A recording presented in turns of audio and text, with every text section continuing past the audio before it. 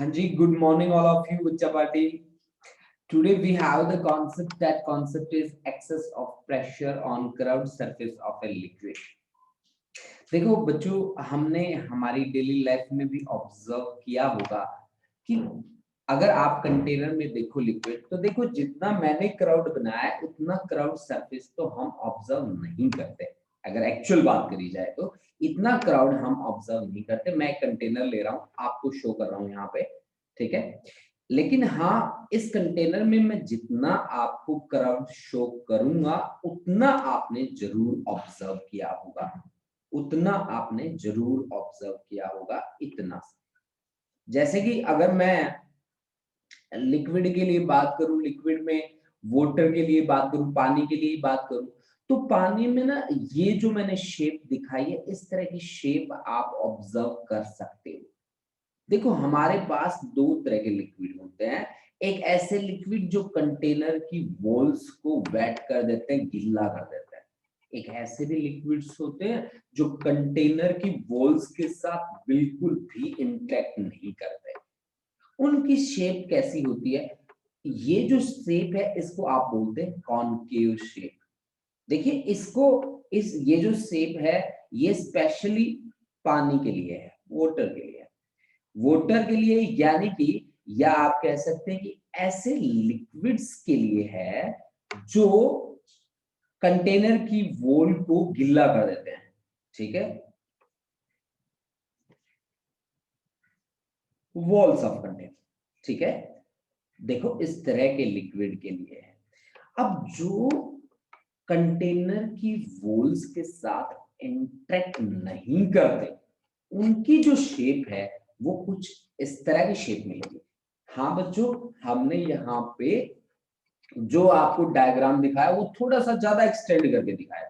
देखो यहाँ पे जो क्राउड शेप है वो किस तरह की शेप है, कुछ इस तरह की शेप है। ये देखो ध्यान से अगर आप देखो तो इस तरह की शेप है जिसमें ये जो एजेस हैं हल्के हल्के ऊपर उठे हुए हैं। ये एजेस हल्के हल्के ऊपर उठे हुए हैं, लेकिन ऐसा नहीं कि ये बिल्कुल ही आकाश में जाए हुए हैं, ऐसे ऐसे ऐसे, ऐसा नहीं होता, ठीक है ना।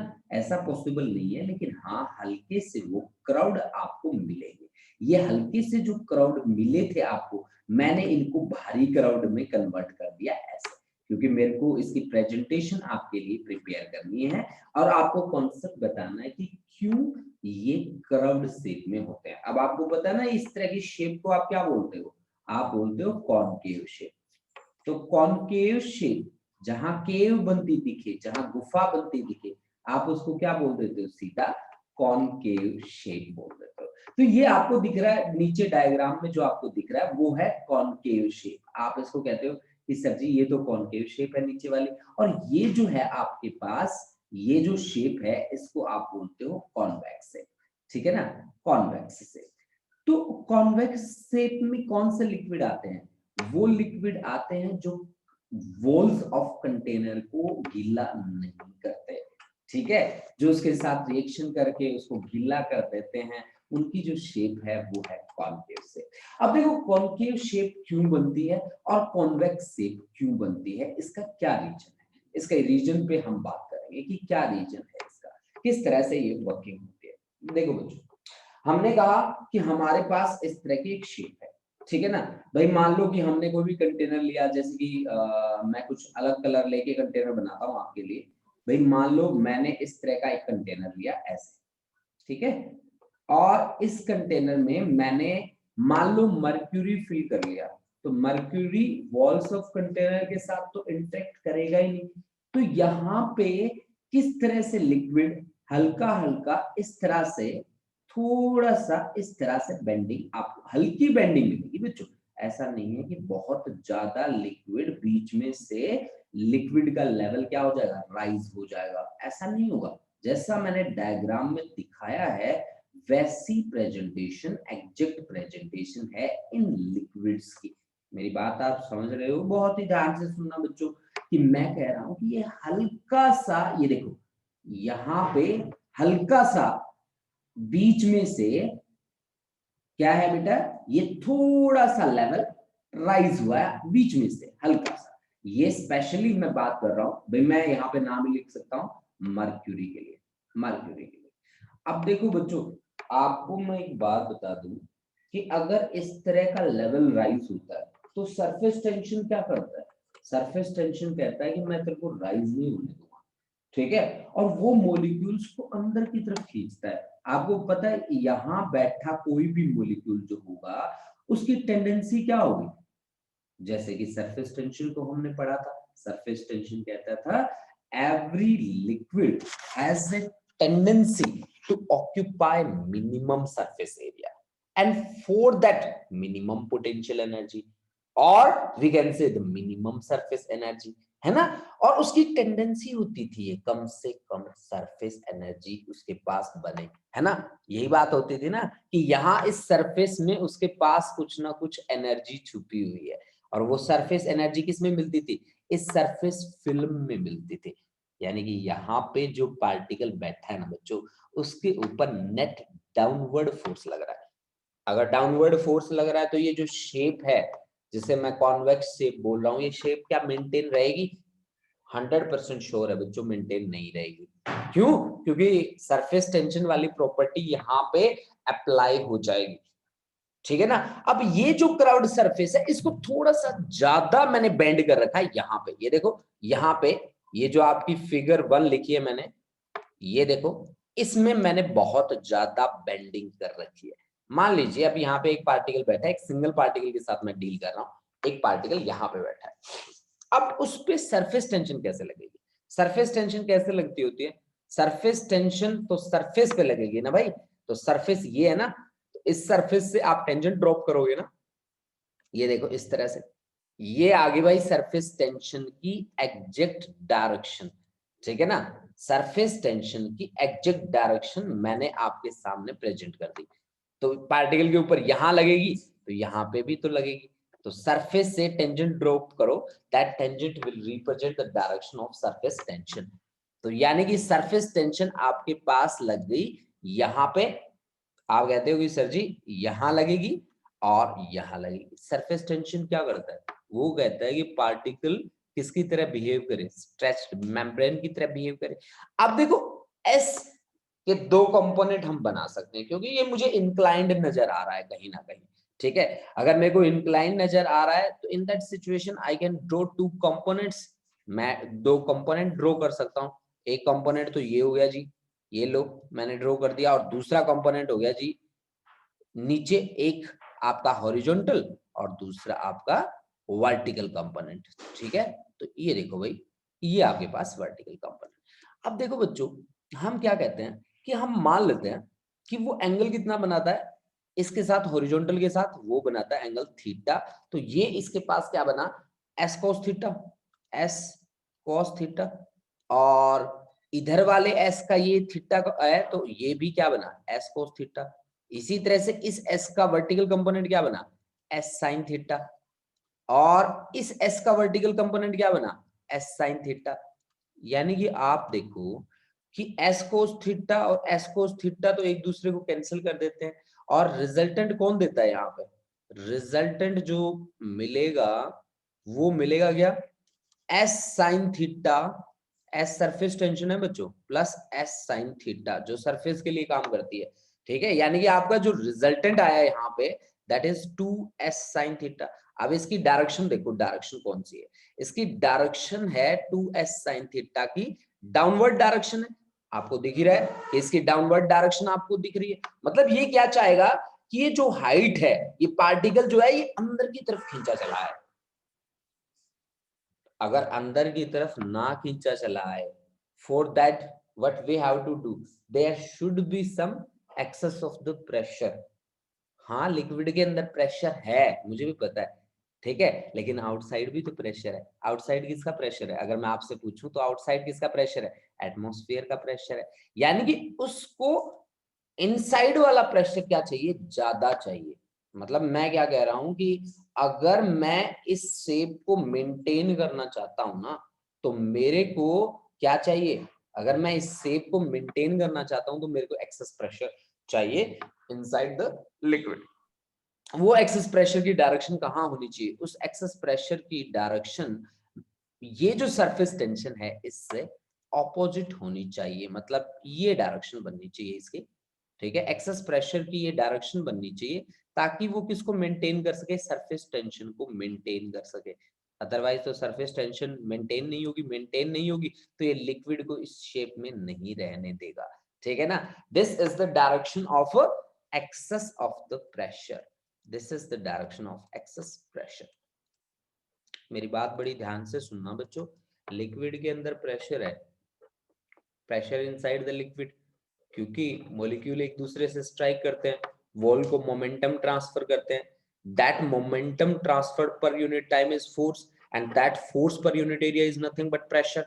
तो प्रेशर तो अंदर ही अंदर पार्टिकल के अंदर है, जिसको हम बोलते हैं प्रेशर इनसाइड वाला।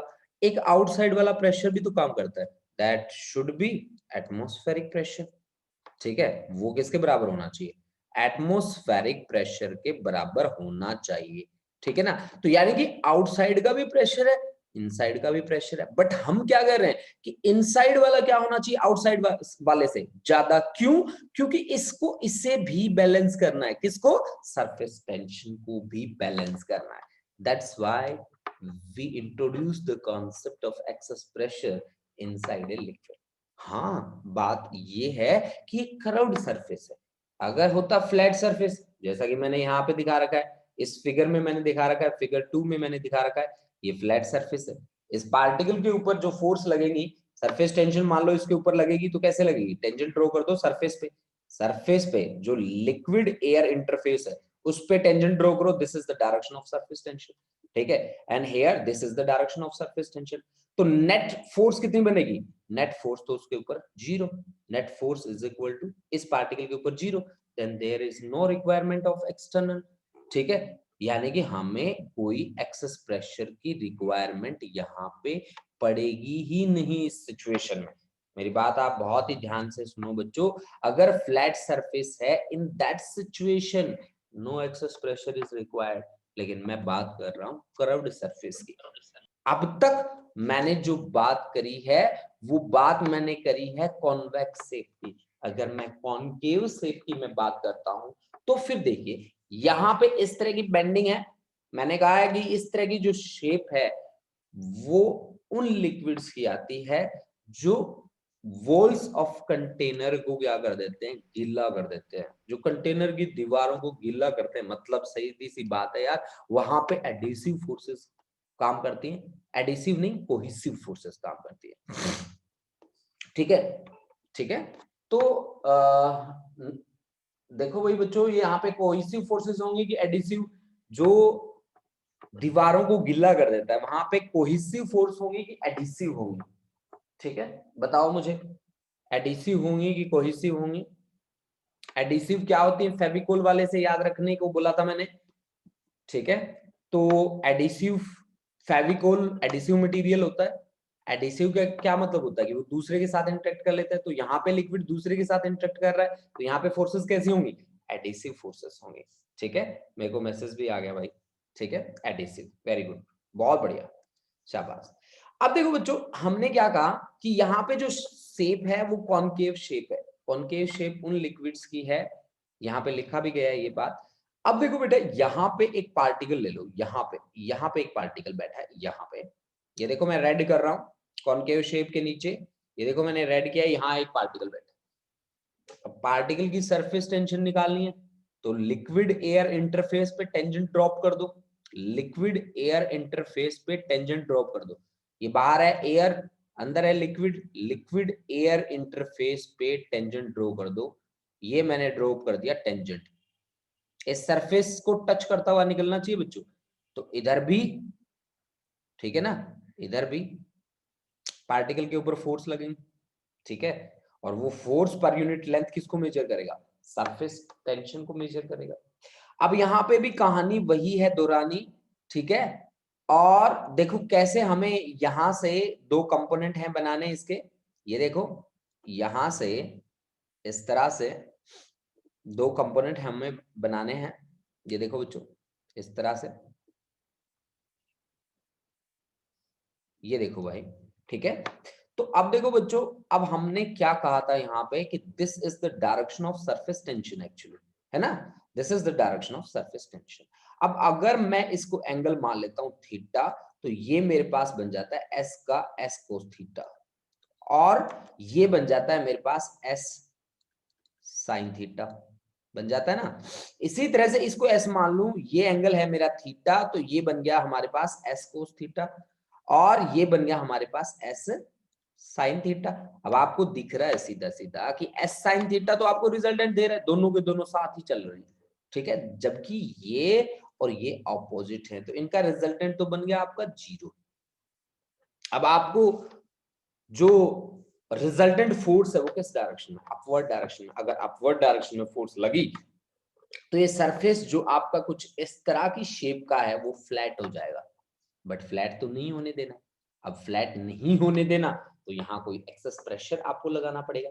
तो यहाँ पे एक्सेस प्रेशर की डायरेक्शन कौन सी आपको बनानी पड़ेगी। आप देखो कि सरफेस टेंशन अपवर्ड डायरेक्शन में लग रहा है, तो आपको एक्सेस प्रेशर कहां लगाना पड़ेगा, ये जो डायरेक्शन अब मैं डिनोट कर रहा हूं ना, this is the direction of excess pressure now, ठीक है। आपको एक्सेस प्रेशर डाउनवर्ड डायरेक्शन में लगाना पड़ेगा, यहाँ पे कुछ इस तरह से, ठीक है। ये देखिए आप एक्सेस प्रेशर की डायरेक्शन मैंने डिनोट कर दी है यहाँ पे, this is the direction of excess of the pressure, excess of pressure, excess of pressure. यहाँ पे आउटसाइड वाला प्रेशर क्या रखना है, आपको ज्यादा रखना पड़ेगा इनसाइड वाले के कंपैरिजन में, ठीक है ना बच्चा पार्टी, ठीक है। तो ये था concept excess of pressure on curved liquid, curved surface of liquid, ठीक है। अब देखिए, अब हमने क्या कहा, हमने एक्सेस प्रेशर की बात करी है, अब इस बात को आगे तक पहुंचाते हैं, ठीक है। अब हम एक पानी की बूंद लेंगे, ठीक है, और पानी की बूंद के साथ डील करेंगे, तो इसको मैं रब करने वाला हूं बच्चा पार्टी, ठीक है। अब मेरे पास कॉन्सेप्ट है, देखिए क्या,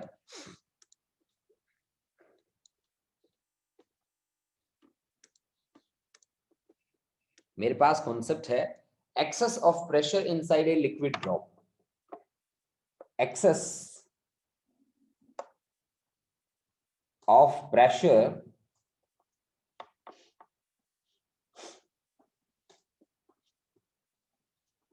inside a liquid drop.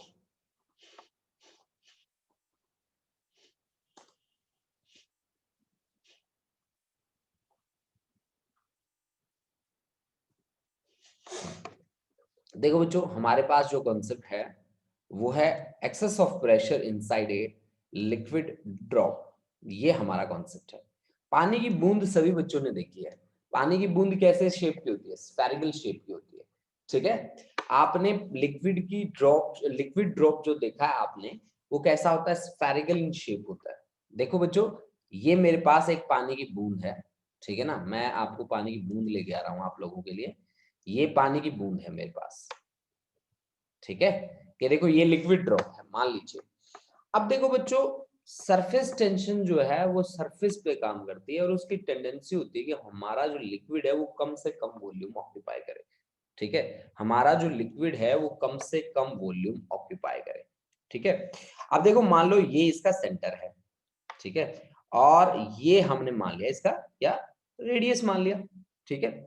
अब देखो बच्चों, अब आगे अपनी बात को बढ़ाते हैं, हमने इसको माना है रेडियस के बराबर, आर के बराबर। अब आप बताओ कि सरफेस टेंशन की क्या प्रॉपर्टी है। सरफेस टेंशन की प्रॉपर्टी है कि वो क्या चाहता है, वो चाहता है कि स्ट्रेच्ड मेम्ब्रेन की तरह बिहेव करे, ठीक है, ये स्ट्रेच्ड मेम्ब्रेन की तरह बिहेव करे, वो यही चाहता है, ठीक है ना। सरफेस टेंशन क्या चाहता है कि वो कम से कम वॉल्यूम ऑक्यूपाई करे। अब आप मेरे को बताओ कि इसके अंदर जो पार्टिकल्स हैं उनमें आपस में प्रेशर होगा, ये जो पार्टिकल्स हैं इनमें प्रेशर होगा, इसको बोलते हैं प्रेशर इनसाइड द लिक्विड। तो इनसाइड द लिक्विड प्रेशर की जो डायरेक्शन रहेगी वो कुछ इस तरह की रहेगी, this is the direction of pressure of liquid. और सरफेस टेंशन की कैसी डायरेक्शन रहेगी, सरफेस टेंशन की डायरेक्शन कहां रहेगी, अंदर की तरफ, this is the direction of surface tension. और एक आउटसाइड प्रेशर भी लगा हुआ है जो एटमॉस्फेरिक प्रेशर के बराबर है। मतलब यहाँ पे तीन चीजें हैं जिसके साथ मेरे को डील करना पड़ेगा, ये मेरा है सरफेस टेंशन, ये है मेरा प्रेशर ड्यू टू लिक्विड, और ये है मेरे पास आउटसाइड प्रेशर जो इसके ऊपर लग रहा है, ड्रॉप के ऊपर एटमॉस्फेरिक प्रेशर।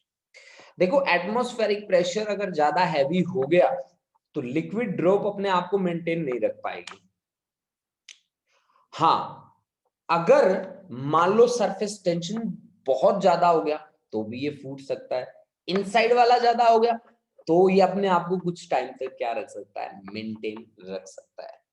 ठीक है, तो हम यही बात करेंगे यहाँ पे सबसे पहले कि एक है हमारे पास प्रेशर, इनसाइड वाला प्रेशर जो है प्रेशर ड्यू टू लिक्विड के कारण। यहाँ पे हमने क्या क्या बातें मानी है, ये हमारे पास है लिक्विड ड्रॉप, एक पानी की बूंद है बच्चों, लिक्विड ड्रॉप। और लिक्विड ड्रॉप के लिए मैंने क्या क्या बातें मानी है मैं वो बातें आपको बता देता हूं। आर मैंने माना है radius of drop, radius of drop.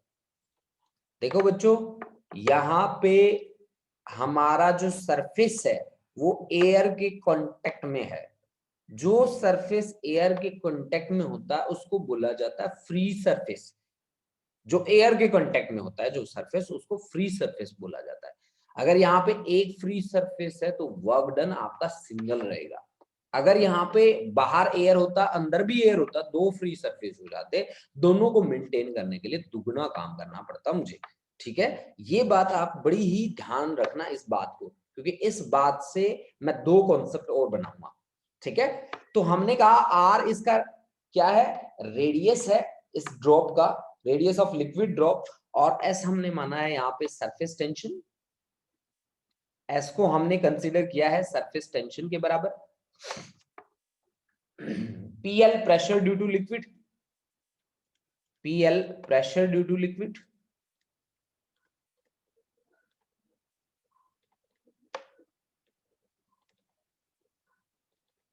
PL is pressure due to liquid and P naught is outside pressure, outside बाहर का जो प्रेशर लग रहा है उस पे वो हमने मान लिया P नॉट। ये बातें भाई हम मान के चले इस कॉन्सेप्ट में। आर हमने रेडियस माना है लिक्विड ड्रॉप का, S surface tension, PL pressure due to the liquid and P naught is the outside pressure. अब आपको पता है कि इक्विलिब्रियम के लिए मतलब जैसा है वैसा मेंटेन रहे उसके लिए, ठीक है, फॉर इक्विलिब्रियम स्टेट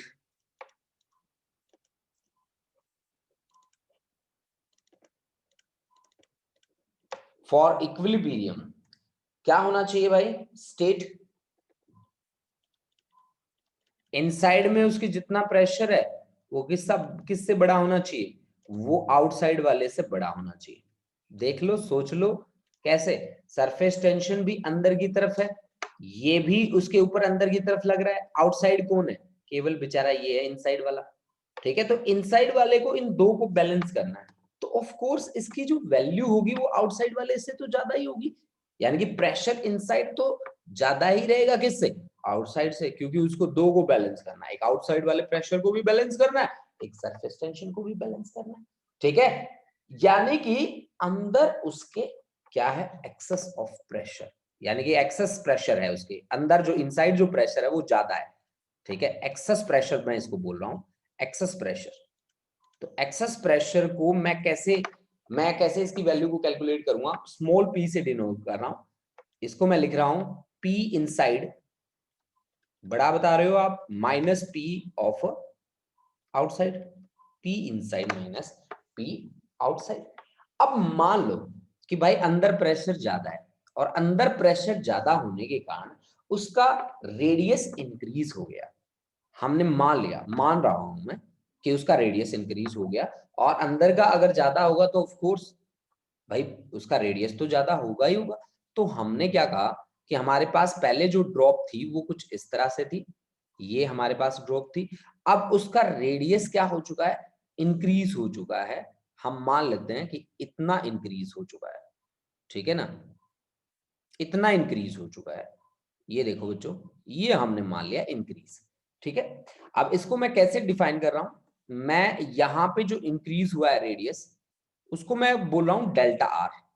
भाई डेल्टा आर जो रेडियस है वो उसका इंक्रीज हुआ है, पहले रेडियस कितना था आर के इक्वल, अब कितना है आर प्लस डेल्टा आर के इक्वल, ये इतना था आर, और डेल्टा आर उसका इंक्रीज हो चुका है। हमने मान लिया कि अब रेडियस है उसका R plus delta R, R plus delta R. ठीक है जी।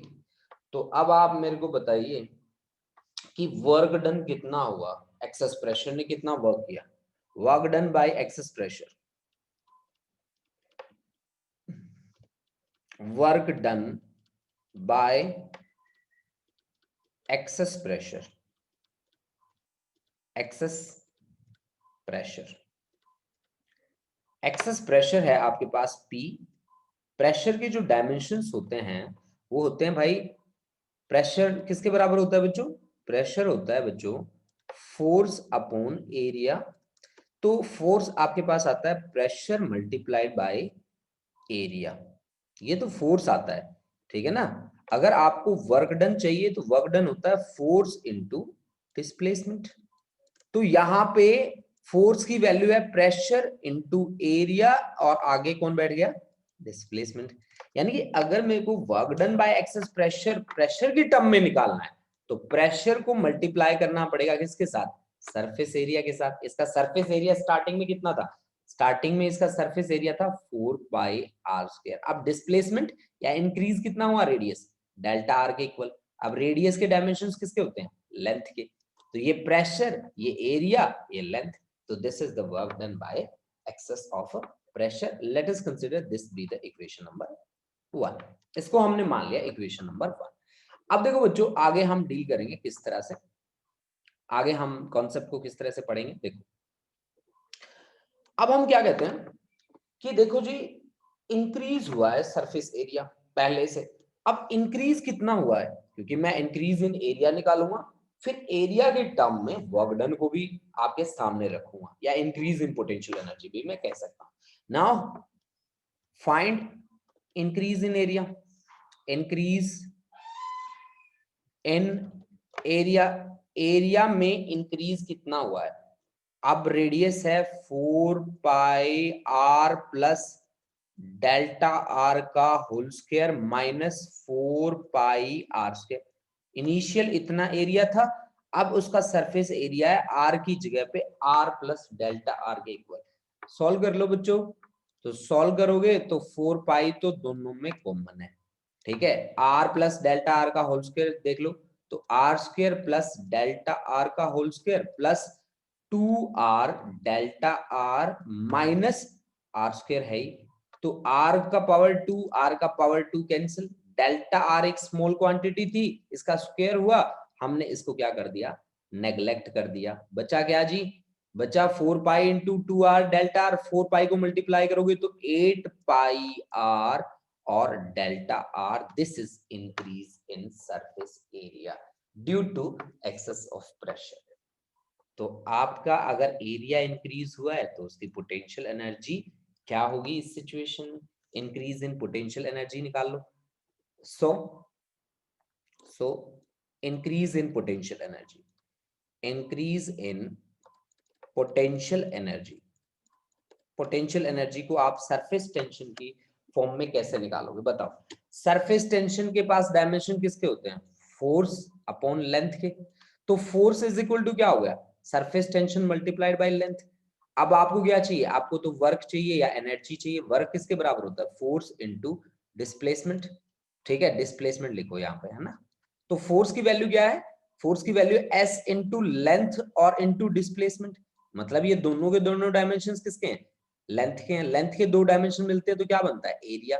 तो surface tension multiplied by area. तो यानी कि सरफेस टेंशन आपने क्या मान रखी है यहाँ पे, एस। एरिया कितना इंक्रीज हुआ है, 8 पाई आर डेल्टा आर के इक्वल, ये इतना हुआ है। इसको मान लीजिए इक्वेशन नंबर 7। अब आपके पास दो इक्वेशन आ चुकी हैं और दोनों इक्वेशन की हेल्प से आप एक्सेस प्रेशर निकाल सकते हो, ठीक है। तो आप क्या करोगे, इक्वेट करोगे 1 एंड 2 को, इक्वेट 1 एंड 2। 1 एंड 2 को जैसे ही आप इक्वेट करते हो आपके पास कॉन्सेप्ट क्या आएगा बताओ। आपका इक्वेशन 1 कहता है this is the work done, this is also work done. भाई increase in potential energy, energy is nothing but equal to work done. Energy और वर्क में तो कोई डिफरेंस है ही नहीं, एनर्जी और वर्क डन आर सेम। तो यानी कि जो मैं एनर्जी की बात कर रहा हूं तो 100% श्योर है भाई वर्क डन की बात कर रहा हूं, तो ये इंक्रीज इन पोटेंशियल एनर्जी किसके बराबर होगा, work done by access pressure के बराबर होगा। 100% श्योर है ये बात, इसमें कोई वो नहीं है, दो राय नहीं है। ठीक है, तो आप देखो इक्वेशन 1 की वैल्यू रखो, इक्वेशन 1 की वैल्यू है P into 4 pi R square और into delta R, and that must be equal to S into 8 pi R और डेल्टा आर। देखो डेल्टा आर से डेल्टा आर कैंसिल, ठीक है, तो पाई से पाई कैंसिल, एक आर से एक आर गया, ठीक है जी, और 4 टू जा 8, ठीक है, तो यहां पे बचा P into R that is equal to 2S। तो excess pressure P is equal to कितना आया, 2S by R, and this is the final result for excess pressure inside a liquid drop.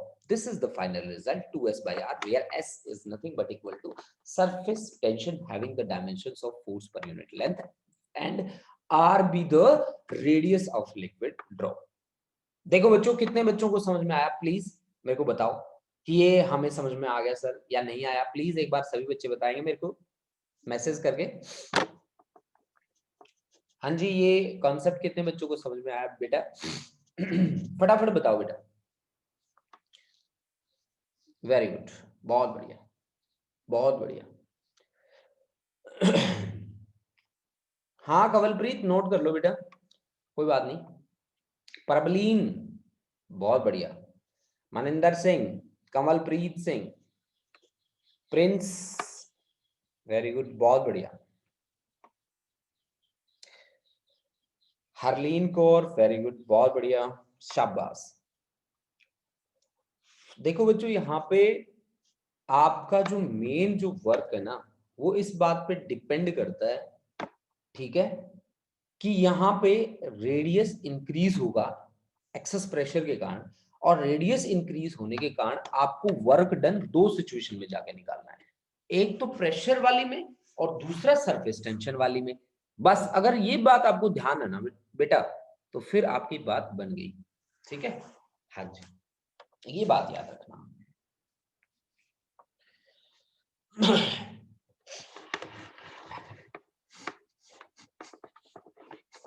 हाँ जी बच्चों, रब कर दूं बेटा, रब कर दूं?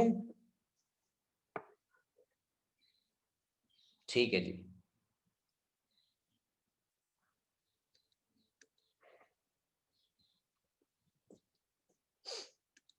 देखो भाई बच्चों, नेक्स्ट मेरे पास क्या है आर्टिकल, नेक्स्ट आर्टिकल है access pressure inside a soap bubble.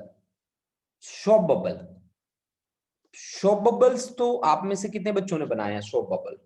वो शॉप पे जाते हो आप, किसी भी दुकान पे जाते हो, छोटे छोटे बच्चे वो लेके आते हैं ना जिससे बबल्स बनाते होते हैं, कितने बच्चों ने किए हैं ऐसे ऐसे काम, बताओ। अमरवीर, अरे वेरी गुड, आपने किए हैं, चलो बहुत बढ़िया। रोमिका, अरे वाह। Kawalpreet, very good. खुशदीप, हाँ जी। वो शॉप बबल जो बनते हैं ना, पता है उसमें भी फिजिक्स का एक कॉन्सेप्ट लगा पड़ा है, और वो कॉन्सेप्ट क्या है? परबलीन, तुमने भी बनाए हैं? अच्छा, उसमें बड़े मजे आते हैं, एक्चुअल में मैंने भी बनाए हैं, ठीक है, ठीक है। मतलब बच्चों वाले काम करके ना हमें बड़ा ही अच्छा लगता है, और मेरे पास बहुत सारे खिलौने भी पड़े हुए हैं, क्योंकि जब मैं आपको एग्जांपल्स देता हूँ तो कहीं ना कहीं उनकी जरूरत पड़ी जाती है, ठीक है। तो इस बहाने अपने बचपन वाले शौक भी पूरे हो जाते हैं कि अच्छे अच्छे खिलौने भी रख लेते हैं हम लोग, है ना। तो चलो इन बात को आगे नहीं बढ़ाते, और हम बात करते हैं उस शॉप बबल में लगने वाले फिजिक्स के कॉन्सेप्ट की, ठीक है। तो अब मेरे पास क्या है कॉन्सेप्ट, देखो बच्चों, मेरा जो कॉन्सेप्ट है वो है excess of pressure inside a soap bubble, ठीक है। एक्सेस ऑफ प्रेशर, मैं एक्सेस प्रेशर के साथ डील कर रहा हूं जी। एक्सेस ऑफ प्रेशर, देखो बच्चों, जो हमारी ज्योमेट्री है इसको हम स्फेरिकल ज्योमेट्री बोल रहे हैं। भाई आप शॉप बबल को देखते हो स्फेरिकल शेप में होता है, लिक्विड की ड्रॉप है स्फेरिकल शेप में है, पानी के अंदर बुलबुले बनते हैं स्फेरिकल शेप में बनते हैं। ये जहां स्फेरिकल शेप की बातें आती हैं, हम कहते हैं कि 100% this is due to the surface tension, but to maintain that shape और to maintain those dimensions there should be the presence of some excess pressure inside the drop or inside the bubble, and that excess pressure we have to measure in today's class. तो अब मैं बात कर रहा हूं excess of pressure inside a soap bubble, ठीक है, inside a soap bubble. देखो ये मेरी बात है, ये मेरा कॉन्सेप्ट है, ठीक है भाई। देखो बच्चों, जो हम बुलबुले बनाते हैं ना, उन बुलबुलों ने भी हमें नहीं छोड़ा, और फिजिक्स कहती है कि तुम है ना उस बुलबुले को भी एक्सप्लेन करो। बताओ, हमारा बचपन छीनने की कोशिश की जा रही है यहाँ पे, है ना। चलो हम ऐसा होने नहीं देंगे, ठीक है, हम अपना बचपन नहीं छीनने देंगे इन फिजिक्स वालों से, ठीक है। तो चलो हम उस कॉन्सेप्ट को एक्सप्लेन कर देते हैं फटाफट से। अब देखो बच्चों, मैंने क्या कहा, जो सोप बबल है उसमें क्या होता है कि बाहर भी एयर है, अंदर भी एयर है, ऐसा ऐसा ऐसा होता है ना, ठीक है। सोप बबल ऐसा होता है, सोप बबल, ठीक है, जिसके अंदर भी एयर है, बाहर भी एयर है, ठीक है। आप लोगों ने देखी है ये चीज, ठीक है, कि आप कहते हो कि सर इसके इनसाइड में भी एयर होता है सोप बबल में, और आउटसाइड तो है ही हमारे एटमॉस्फेयर में एयर। तो यानी कि अब इसका जो सरफेस है वो बाहर भी एयर के कांटेक्ट में है, अंदर भी एयर के कांटेक्ट में, यानी कि इसके पास कितने फ्री सरफेस बने, 2 फ्री सरफेस बने, 2 फ्री सरफेसेस, ठीक है, 2 फ्री सरफेस हमारे पास बन चुके हैं। अगर 2 फ्री सरफेस बन चुके हैं तो वर्क डन हमारा क्या रहेगा भाई, हमारे लिए काम बढ़ चुका है, वर्क डन बढ़ चुका है, ठीक है। तो ये हमने क्या माना, सोप बबल माना। हमने कहा कि जी एक्सेस प्रेशर है इसके भी अंदर, और एक्सेस प्रेशर हमने पिछली बार कितना माना था, पी के इक्वल माना था। अब एक्सेस प्रेशर क्या करेगा, एक्सेस प्रेशर उसके इनसाइड है, इनसाइड अगर एक्सेस प्रेशर है तो उसकी डायरेक्शन कहाँ होगी, आउटवर्ड्स, ऐसे ऐसे होगी ना access pressure inside the liquid, ठीक है। लिक्विड तो है ही नहीं अब, ठीक है, तो ये देखो ये ऐसे लगेगा जी एक्सेस प्रेशर, ठीक है भाई। जो मैं यहाँ पे आपको डायग्राम बना के दिखा रहा हूँ, this should be the exact diagram, है ना। एक्सेस प्रेशर ऐसे काम करना चाहिए। अब मेरी बात को आगे ध्यान से सुनो, इस एक्सेस प्रेशर की वैल्यू को मुझे कैलकुलेट करना है, ठीक है, करना है ना, हाँ बिल्कुल करना है। ये थोड़ा डायग्राम में गलत बना के चल पड़ा, अरे यार, एक तो ये डायग्राम बनाना ना भाई पंगा है यहाँ पे। ये देखो जी, ये मान लो कि इसका रेडियस हो गया इंक्रीज, है ना, और मान लो कि पहले इसका रेडियस था r, अब इसका रेडियस हो चुका है r प्लस डेल्टा r के बराबर, ठीक है। अब इसका रेडियस हो चुका है r प्लस डेल्टा r के बराबर। ये मान लो कि जो इंक्रीज हुआ है radius that is delta r, और इसका जो ओरिजिनल जो रेडियस था यहां से लेकर यहां तक, उसको मैं मान रहा हूं r के बराबर, ठीक है। उसको, ये जो ओरिजिनल रेडियस है उसका r के बराबर है, और ये जो इंक्रीज हुआ है ना बच्चों, उससे बताना मत किसी को, ये डेल्टा r इंक्रीज हुआ है, ठीक है ना, ओके। अब देखो, आप सबसे पहला जो स्टेप 1 है, आपका स्टेप 1 क्या होता है, स्टेप 1 होता है कि एक्सेस प्रेशर के कारण वर्क डन निकाल लो बच्चों। और मैंने आपको समझाया था पीछे वाले ही केस में कि आप वर्क डन कैसे निकालोगे, due to pressure, work done due to excess pressure, due to excess of pressure, excess of pressure, pressure excess, कितना प्रेशर मान रखा है आपने, एक्सेस प्रेशर आपने माना है पी के बराबर। प्रेशर के डायमेंशंस क्या होते हैं, फोर्स अपॉन एरिया के, यानी कि अगर इसको एरिया से मल्टीप्लाई कर दूं ना तो इसके डायमेंशन किसके होंगे, फोर्स के। तो प्रेशर, पहले इसका सरफेस एरिया कितना था स्टार्टिंग में, जब तक एक्सेस प्रेशर की बात नहीं करेंगे, स्टार्टिंग में इसका सरफेस एरिया था 4/r²। अब कितना रेडियस इंक्रीज हुआ है, डेल्टा आर, तो डेल्टा आर, देखो इसके डायमेंशंस एरिया के, इसके प्रेशर के, इसके लेंथ के, तो आपके पास बनेगा क्या, force multiplied by the dimensions of length, and that will be equal to the work done. अब देखो बच्चों, अब आगे बढ़ते हैं।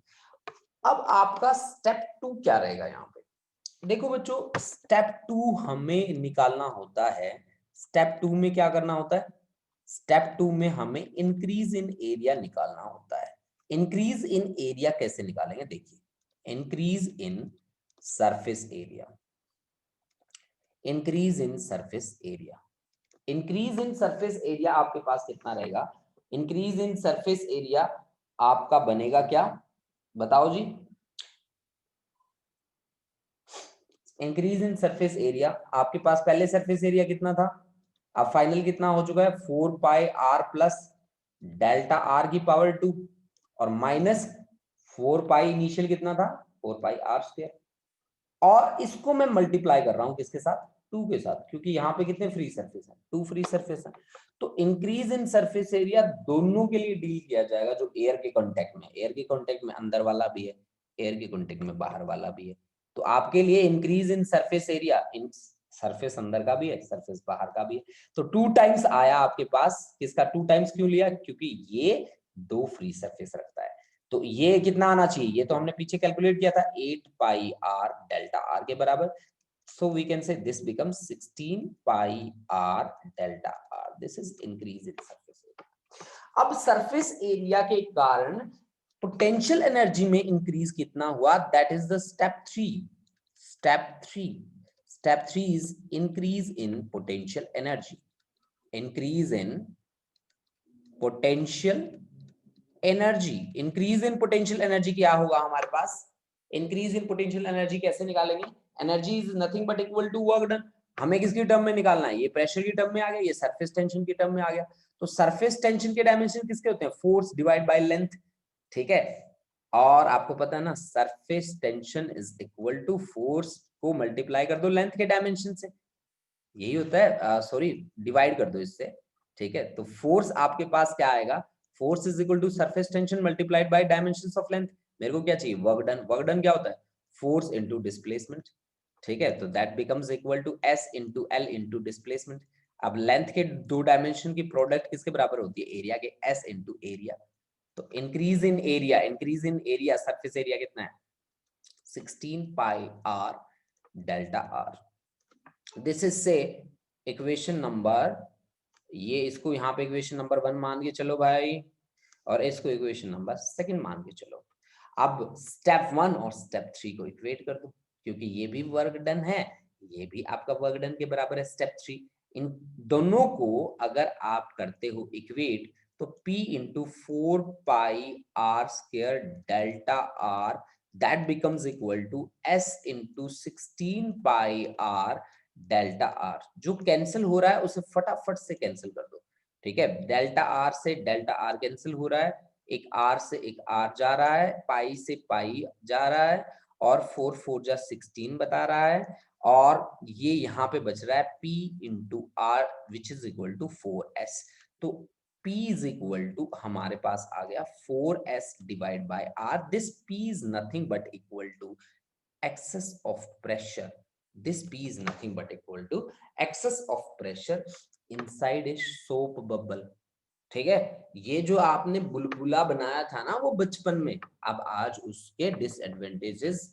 भुगतने पड़ रहे हैं आपको, देखो आपने तो 5-7 रुपए खर्च करके बात खत्म कर दी, लेकिन लोगों ने यहाँ पे फिजिक्स के पूरे पूरे कॉन्सेप्ट्स बना दिए, मेरे टाइम तक तो आए नहीं थे बच्चों, ये सारे कर्मकांड आपके टाइम में हुए हैं, ठीक है, तो अब भुगत लो इस कॉन्सेप्ट को और देख लो।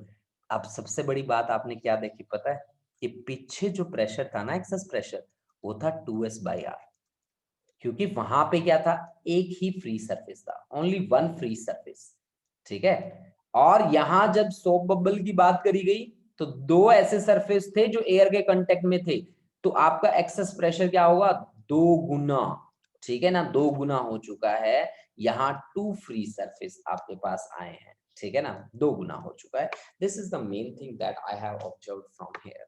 तो ये बात कितने बच्चों को समझ में आई, वैसे तो पीछे वाले को कॉपी करा है, 3 स्टेप्स में हमने कॉन्सेप्ट को पूरा कर दिया है, स्टेप 1 जहां वर्क डन निकाला एक्सेस प्रेशर के कारण, स्टेप 2 में इंक्रीज इन सरफेस एरिया निकाला, और स्टेप 3 में हमने increase in potential energy calculate कर ली, ठीक है ना बच्चों, ठीक है, तो वंशिका समझ में आ गया, वेरी गुड, बहुत बढ़िया, परबलीन, ईशान, रोमिका, मनिंदर सिंह, वेरी गुड, बहुत बढ़िया, बोलते जाओ बच्चों, बताते जाओ, शाबाश, मनिंदर के बाद अमरवीर, अमनप्रीत कौर, दैट्स गुड, खुशदीप, कंवलप्रीत, हरकमलप्रीत सिंह, ठीक है, हरलीन कौर। अच्छा, एक बात मैं आप लोगों को स्पेशली बता दूं कि इन सभी के नोट्स मैंने आपको पहले से भेज रखे हैं। अगर आज आप यही मेरी क्लास देखना चाहते हो तो आप उन नोट्स का प्रिंट आउट ले लीजिए। जैसे ही प्रिंट आउट आप लोगे आपको पता चलेगा, अरे जगत सर ने ये सब कुछ पढ़ा रखा था, हमें पहले से पढ़ा नहीं रखा था, भेज रखा था। ठीक है, तो इसकी रिवीजन मैं आपको करवाऊंगा। शाम के 4:15 बजे हमारी क्लास होगी, 4:15 पे हमारी क्लास होगी, जिसमें मैं इसकी रिवीजन भी कराऊंगा और इस पे बढ़ चढ़ के बातें करेंगे न्यूमेरिकल्स के साथ। ठीक है, तो बच्चों, सभी बच्चे, जितने भी बच्चे यहाँ पे बैठे हैं, प्लीज एक्स्ट्रा क्लासेस को मिस मत करना। ठीक है, क्योंकि वो एक्स्ट्रा क्लासेस में आपके कॉन्सेप्ट बहुत ही अच्छे प्रिपेयर हो जाएंगे। ठीक है, आपको कहीं से भी कोई एक्स्ट्रा कोचिंग वोचिंग कुछ नहीं लेना पड़ेगा, आपको मैं बता रहा हूँ। ठीक है, अच्छा, एक मैं सीरीज स्टार्ट करने वाला हूँ जल्दी ही। वो जो सीरीज होगी हमारे सिलेक्टेड जो चैप्टर्स हैं, मैंने आपको पहले बताया है कि kinematics, laws of motion, work, power, energy, rotation, motion, gravitation, इनके साथ स्पेशल डील करेंगे। तो स्पेशली हम स्टार्ट करेंगे सेकंड से, काइनेमेटिक्स की एचसी वर्मा हम कंप्लीट करेंगे काइनेमेटिक्स का। तो जो बच्चे इंटरेस्टेड हैं प्लीज मेरे साथ वर्क करने में। ठीक है, फिर मैं आपको टाइमिंग थोड़ी सी इधर उधर रखूंगा। ठीक है, ऐसे नहीं रखूंगा कि फिक्स टाइमिंग रखूंगा, लेकिन मैं उनके साथ बैठ के एचसी वर्मा सॉल्व करूंगा। ठीक है, साथ साथ आपके जो डाउट्स आएंगे वो डाउट्स मैं लेता जाऊंगा। तो जो बच्चा इंटरेस्टेड हो ना, मेरे को व्हाट्सएप कर देना, हम आज ही स्टार्ट कर देंगे ऐसा ग्रुप जो एचसी वर्मा ही पढ़ेगा केवल। ठीक है, वहां पे ना मैं आपको थ्योरी करवाऊंगा, ना मैं आपको कोई इधर उधर की बातें कराऊंगा, मैं आपको एचसी वर्मा के न्यूमेरिकल्स ही करवाऊंगा। अगर आप में से कोई ऐसा बच्चा हो, इंटरेस्टेड हो, मेरे साथ बैठ के काम करना हो, ठीक है, तो जूम पे हम बैठेंगे, जूम पे बैठ के इनको सॉल्व करेंगे। ठीक है, ऐसा नहीं है कि वहां पे मैं पढ़ाता ही पढ़ाता रहूंगा, आप भी पढ़ोगे साथ साथ, आप भी एक्सप्लेन करोगे। ठीक है, अगर आप में से कोई ऐसा बच्चा है, इंटरेस्टेड है इतना कि सर हाँ हमें न्यूमेरिकल करने हैं सर, और इतने न्यूमेरिकल करने हैं कि बस मजे आ जाए सर, तो वो बच्चे मेरे को जरूर बताएं इस क्लास के 1 घंटे बाद। ठीक है, क्योंकि इस क्लास के होते ही नेक्स्ट क्लास हमारी स्टार्ट होगी 12th के लिए। ठीक है, तो तब तक आप मैसेज मत करना मुझे, उसके बाद मैसेज करना। ठीक है, ताकि मैं ये पता लगा सकूं कि कौन कौन बच्चा है ऐसा। ठीक है, तो यहाँ पे जो बच्चे बैठे हैं मैं अटेंडेंस मार्क कर देता हूं। अमनप्रीत कौर, अमरवीर, हरकमलप्रीत सिंह, हरलीन कौर, ईशान, जसलीन, खुशदीप, मनिंदर सिंह, नवदीप सिंह, परबलीन कौर, प्रिंस सिंह चौहान, रोमिका शर्मा, साहिबप्रीत सिंह, सहज, सुखनूर, सुप्रीना, और नीचे सुप्रीना के बाद कौन है भाई बच्चा? सुप्रीना बेटा किसकी अटेंडेंस रहती है, प्लीज एक बार बताना मेरे को, जिस बच्चे की अटेंडेंस रहती है एक बार बोलना बच्चों। वंशिका, हाँ जी वंशिका आपकी अटेंडेंस लगा देता हूँ बेटा अभी। हाँ जी, और बोलो बच्चों, किसकी अटेंडेंस रहती है, फटाफट बोलो बच्चों। और कोई है जिसकी अटेंडेंस रहती है? नहीं है।